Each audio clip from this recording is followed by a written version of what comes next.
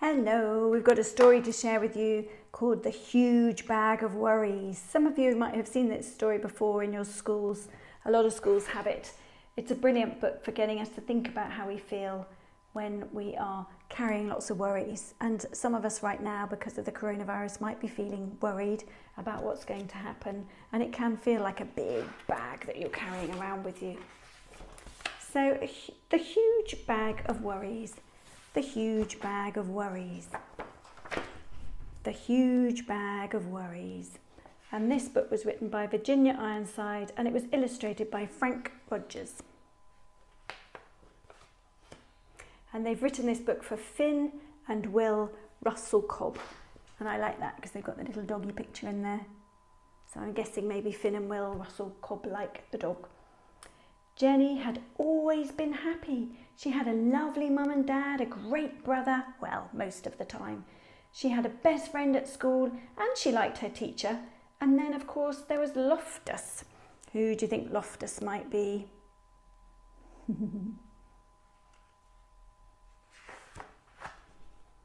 But recently, she had been getting gloomier and gloomier.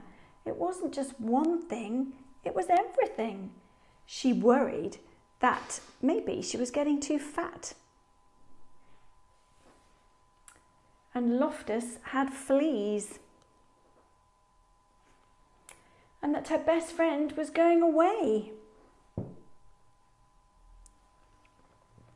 She worried she was getting bad marks at school and she thought she heard someone whispering about her in the playground. She worried when her mum and dad had an argument. She even worried about wars and bombs.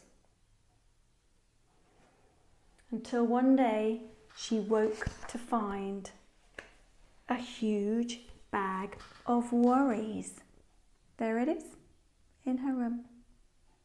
All those worries have become like a bag. It's really natural, lots of people do have those kind of worries. The bag followed her everywhere. It followed her to school, to swimming, to the toilet,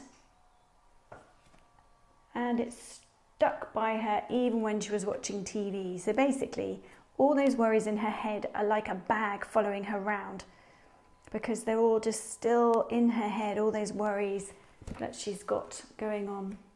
She tried ignoring it, but it didn't work. She tried throwing it away, but it always came back. She tried to lock it out, but when she got back to her bedroom, there it was waiting for her. So she tried all these different things to try and get rid of all those worries and this bag of worries that was following her. It was like a horrible shadow that she couldn't get rid of. What could she do? Maybe you've got some ideas and some thoughts about what she could do. She asked her brother for help, but he was busy with his computer game and all he said was, "I don't know what you're talking about, I don't have any worries." After that, she didn't feel like asking anyone else. She knew she'd only feel stupid. So there's her brother saying, "Phew, I don't have any worries."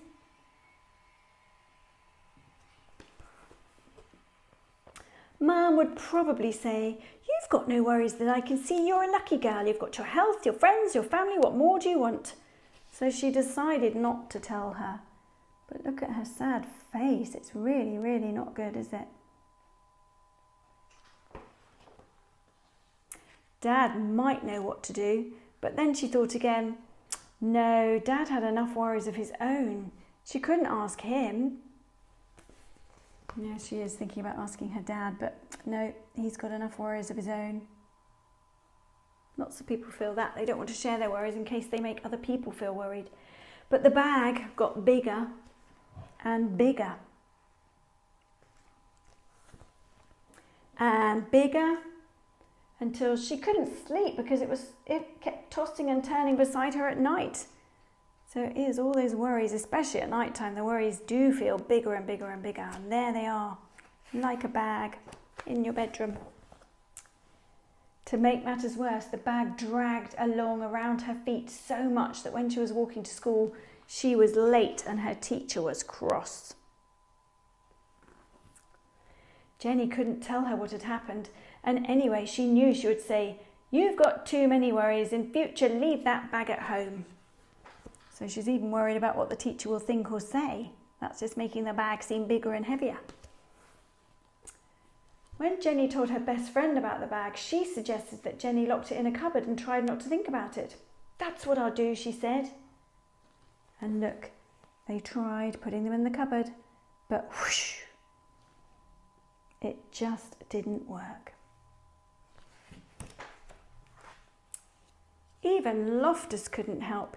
He tried his best and barked like mad, but the bag stood its ground.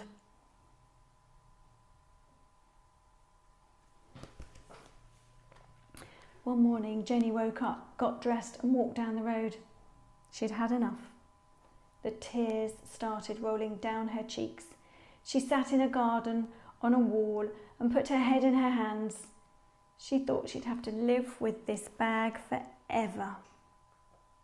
That's obviously not a good thought. She doesn't want to have to live with this bag of worries forever. Then she heard a voice.